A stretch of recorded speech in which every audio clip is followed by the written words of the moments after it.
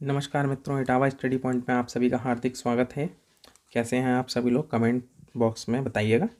चलिए शुरू करते हैं आज का प्रकरण यानी टॉपिक वंशानुक्रम और वातावरण। यहाँ पे हम वंशानुक्रम और वातावरण के अर्थ को, परिभाषा को, सिद्धांत और नियमों को समझेंगे। साथ में देखेंगे परीक्षा की दृष्टिकोण से 20 बहुविकल्पी प्रश्नों की श्रृंखला। चलिए समझते हैं वंशानुक्रम व वातावरण क्या है। साथ में कॉन्सेप्ट के अंत में देखेंगे वे सभी संभावित प्रश्न जो टीचिंग एग्जाम में बन सकते हैं या आए हुए हैं। चलिए शुरू करते हैं टॉपिक वंशानुक्रम व वातावरण। टॉपिक शुरू करने से पहले एक प्रश्न है आप लोगों के लिए जो कि CTET, DSSB, PRT, Uttarakhand TET और बिहार टेट में आया हुआ है। प्रश्न आपके लिए है, आनुवांशिकता को कैसी सामाजिक संरचना माना जाता है। आपका यहाँ पे ऑप्शन है गत्यात्मक, दूसरा स्थिर, तीसरा प्राथमिक, चौथा गौड़। उत्तर कमेंट बॉक्स में कमेंट करिएगा और उत्तर जानने के लिए हमारे संग जुड़िएगा। चलिए आगे चलते हैं।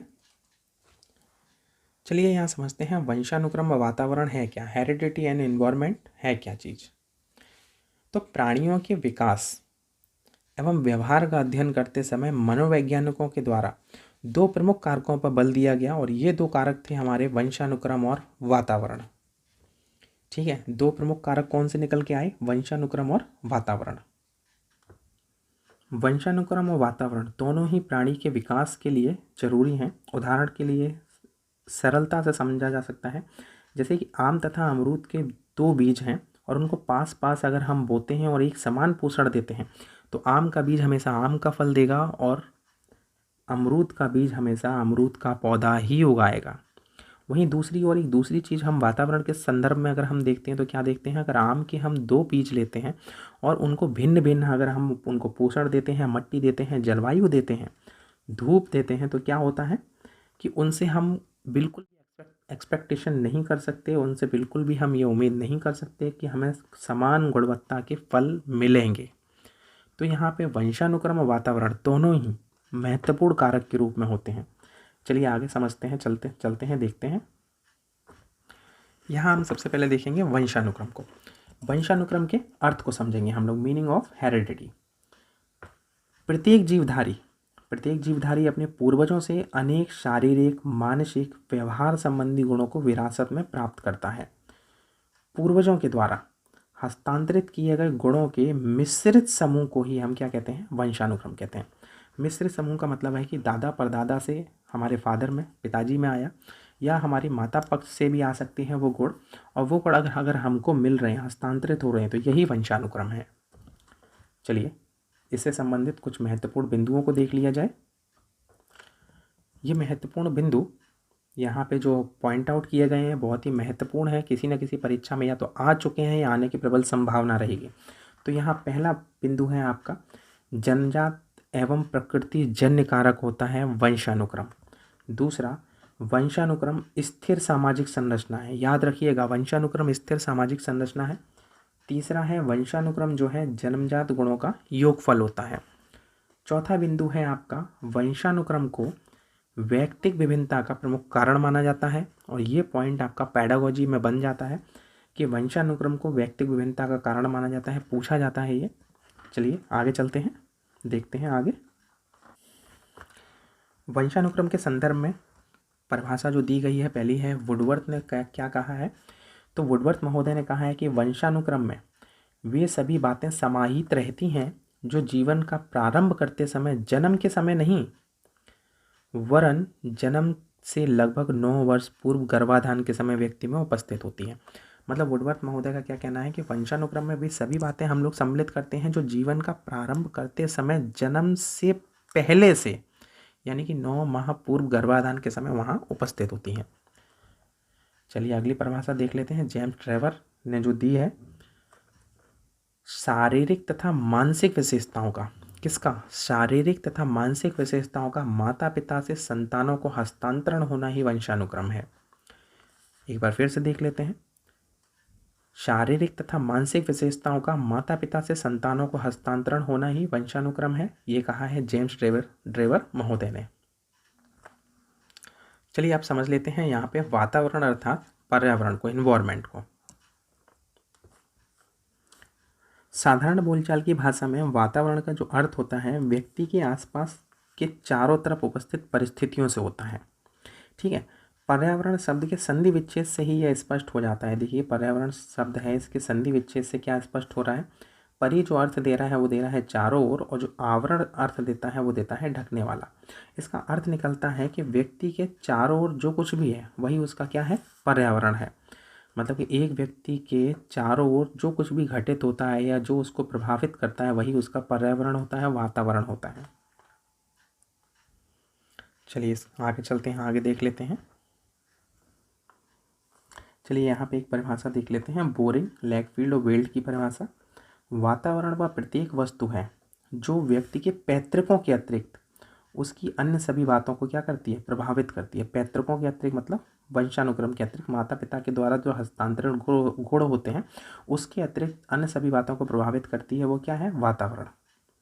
चलिए वातावरण से संबंधित कुछ महत्वपूर्ण बिंदुओं पर नज़र डाल लेते हैं। मनोवैज्ञानिक दृष्टि से पर्यावरण के अंतर्गत वे सभी बातें समाहित होती हैं जो मानव जीवन तथा व्यवहार को क्या करती हैं, प्रभावित करती हैं। दूसरा जो महत्वपूर्ण बिंदु है वो है अर्जित व पोषण आधारित होता है। क्या, वातावरण। वातावरण हमेशा अर्जित व पोषण आधारित होता है, जबकि वंशानुक्रम क्या होता है, सबसे पहले तो स्थिर होता है, दूसरा जन्मजात होता है। ठीक है, चलिए आगे चलते हैं। चलिए शुरू करते हैं बहुविकल्पी प्रश्नों का जो संकलन किया है आपके लिए टेट, सीटेट, शिक्षक भर्ती सभी टीचिंग एग्जाम में ये प्रश्न आए हुए हैं, आने की प्रबल संभावना रहेगी। यहाँ पे आपका पहला प्रश्न है, शारीरिक विकास को प्रभावित करने वाला कारक कौन सा है। आपका ऑप्शन है वंशानुक्रम, दूसरा वातावरण, तीसरा खेल एवं व्यायाम, चौथा उपरोक्त सभी। बिल्कुल, यहाँ पे आपका आंसर है शारीरिक विकास को प्रभावित करने वाला जो कारक है वो है चौथा, उपरोक्त सभी। चलिए अगले प्रश्न की तरफ चलते हैं। आपका अगला प्रश्न है, सामान्य पुरुषों में XY गुणसूत्र होते हैं जबकि सामान्य महिलाओं में होते हैं। कौन से गुणसूत्र आपके पास, ऑप्शन है पहला XX, दूसरा XYY, तीसरा YXX, चौथा X। बिल्कुल, यहाँ पे आपका आंसर है सामान्य महिलाओं में XX गुणसूत्र पाए जाते हैं, जबकि पुरुषों में देखिए XY गुणसूत्र पाए जाते हैं और महिलाओं में XX। चलिए अगले प्रश्न की तरफ चलते हैं। हाँ, उससे पहले देख लेते हैं यहाँ पे कितने, अगर पूछा जाता है ये प्रश्न कि कितने जोड़े होते हैं, तो 23 जोड़े होते हैं। और कितने गुणसूत्र होते हैं, कुल संख्या कितनी होती है, 46। तो ये आप नोट करिएगा, जोड़े होते हैं 23 और गुणसूत्रों की संख्या होती है टोटल 46। चलिए आगे चलते हैं। आपका अगला प्रश्न है प्रश्न 3, आपको बताना है जन्मजात व्यक्ति गुणों का योगफल है क्या, समानता, निरंतरता, वंशानुक्रम या युयुत्सा। बिल्कुल, यहाँ पे आपका आंसर है तीसरा, वंशानुक्रम। वंशानुक्रम जन्मजात व्यक्ति गुणों का क्या होता है, योगफल होता है। और ये प्रश्न आपका देखिए टेट, सीटेट, DSSB, PRT में आ चुका है। अगला प्रश्न, चौथा प्रश्न देख लेते हैं। निम्नलिखित में से कौन सा कथन सही नहीं है, गौर करिए, नहीं है। यूपी टेट 2014 का प्रश्न है। पहला, वंशानुक्रम माता पिता से संतानों में गुणों का संचरण है।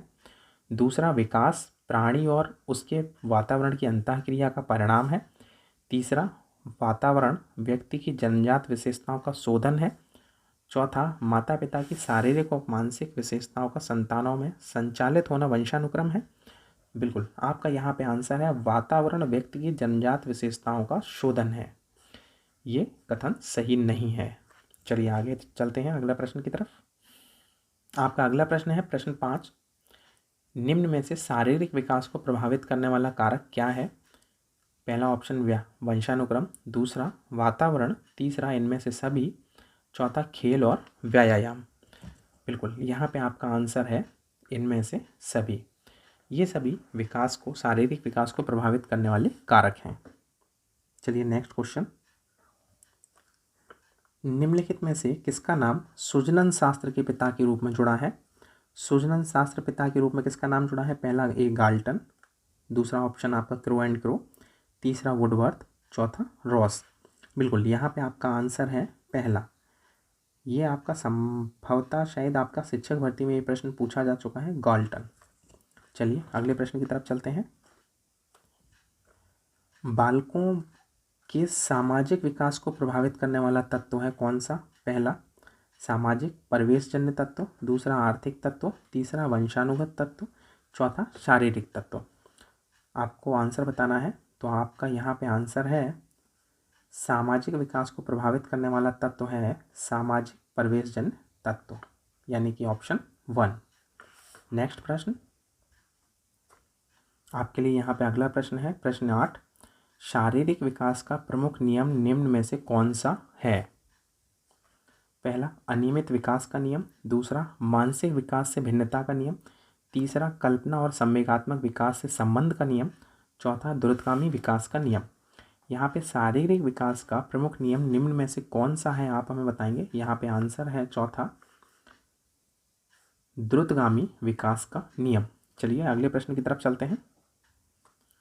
आपका अगला प्रश्न है, निम्न में से कौन सा विकास का सिद्धांत नहीं है?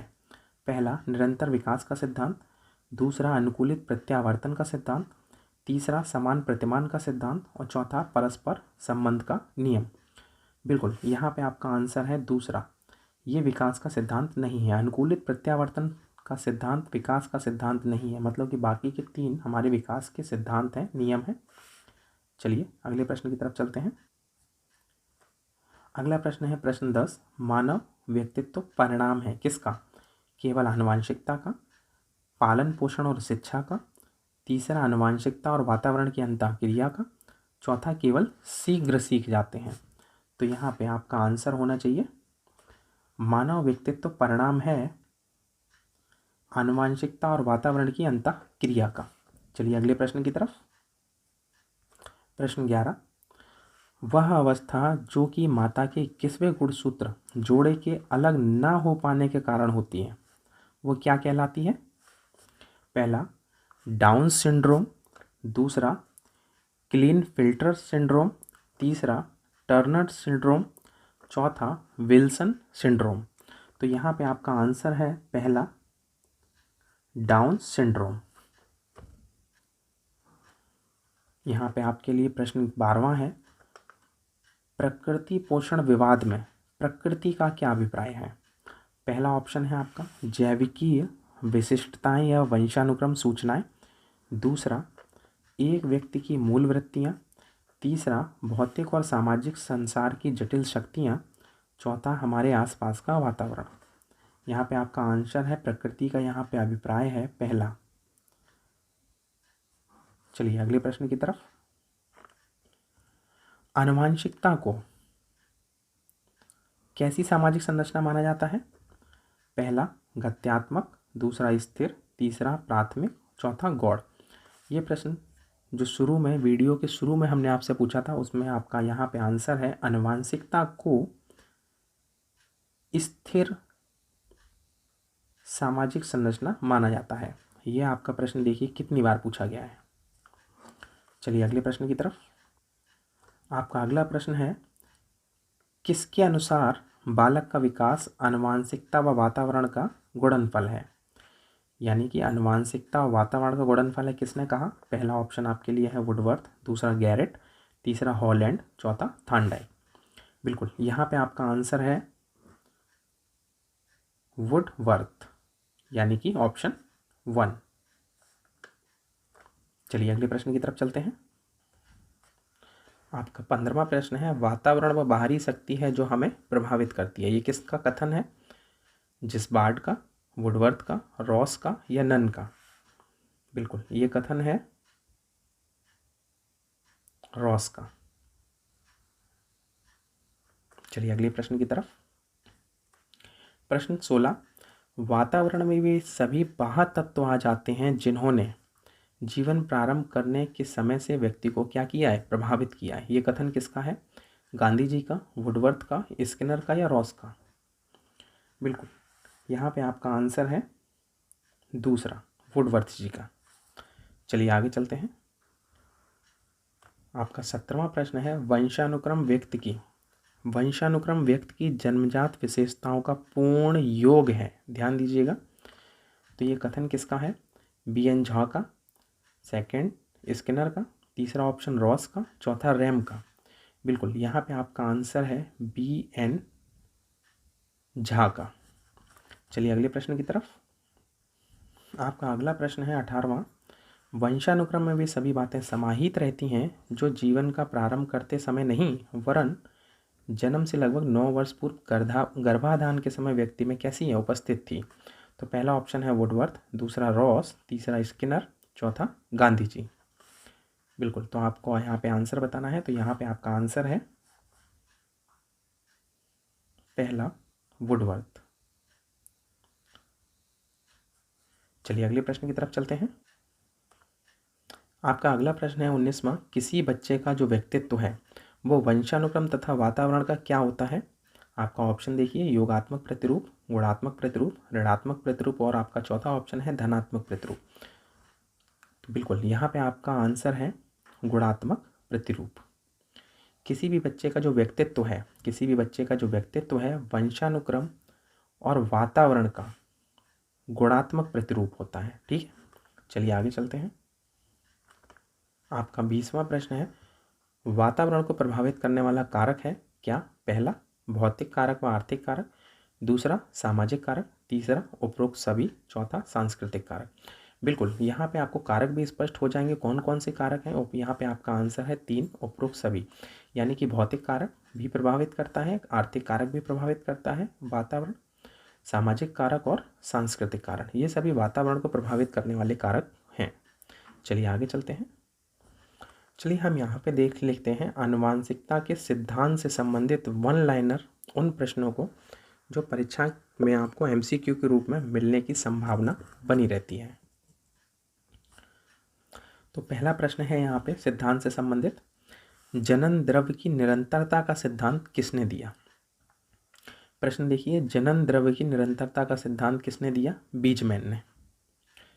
अगला प्रश्न है आपके लिए, उपार्जित गुणों के असंचरण का, ध्यान दीजिए, उपार्जित गुणों के असंचरण का सिद्धांत किसने दिया।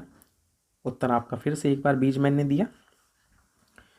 यहाँ बीजमैन ने क्या कहा, माता पिता के जो अर्जित गुणों का स्थानांतरण बच्चों में नहीं होता है। मतलब अगर एक पिता डॉक्टर है और तो ज़रूरी नहीं है कि उसका जो बच्चा है वो डॉक्टर ही बने, मतलब कि स्थानांतरण गुणों का नहीं होगा। चलिए आगे चलते हैं।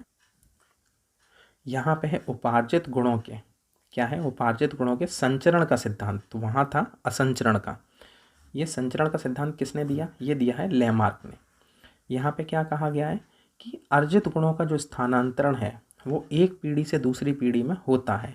उदाहरण जिराफ, आपने सुना होगा, ये पढ़ा होगा आपने ये सिद्धांत लेमार्क का कि जिराफ की जो गर्दन है वो संभवतः पहले छोटी ही थी, पर वो प्रकृति में अपने संघर्ष करते करते उसकी जो गर्दन है बड़ी है और अब जो जिराफ की जो संतानें होती हैं, जो उनका जो वंश है वो हमेशा बड़ी गर्दनों के साथ ही होता है।